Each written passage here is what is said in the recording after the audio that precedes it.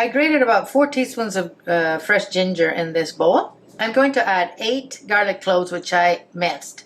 In here I have 2 teaspoons of garam masala, 4 teaspoons of turmeric, and underneath there 2 teaspoons of cumin. I'm going to mix these. What we're going to do is keep half of this for when we prepare the chicken, and we're going to use the other half to marinate the chicken, okay?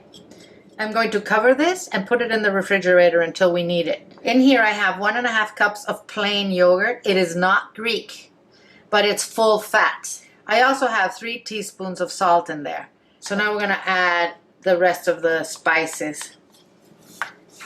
We're going to use 2 pounds of skinless, boneless chicken thighs for this recipe. You can use chicken breast if you prefer. I'm going to pour this over the chicken and then toss it to make sure it all gets coated. I'm just going to use my clean hands to do this. I know that the salt seems excessive. Believe me, it is good for the chicken because it'll give it a lot of taste. We're going to take it out of the marinade when we cook it. And what's going to happen now is the yogurt and the salt are going to tenderize this chicken. And, you know, with all the flavorings we have in here, it's going to be beautiful. I took the chicken out of the refrigerator. It marinated overnight. And as you can see, I have it on a rack inside a roasting pan. Don't pile it up nice and flat. And don't clean off the marinade, but do get rid of the excess marinade that you have in the bowl. We're going to let this come to room temperature for about 20 minutes on the counter before we cook it. In the meantime, I'm heating my oven to 350 degrees Fahrenheit, which is 175 centigrade. I'm going to add a small onion, which I chopped, the cardamom, the chilies, and a 1/4 cup of tomato paste. We're going to cook this for maybe 5 minutes until the onion is translucent and the tomato paste starts browning.